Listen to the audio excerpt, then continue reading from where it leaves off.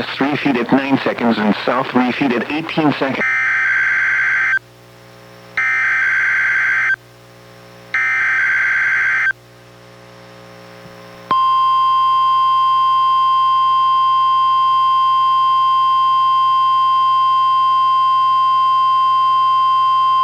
This is the National Weather Service Office in Portland, Oregon. The preceding was a test of NWR weather radio's warning alarm. Tests of these receivers are normally conducted every Wednesday between 11 a.m. and noon. If there is a threat of severe weather on the day of the test, it will be postponed until the following week. This concludes this test. We now return to our regular programming.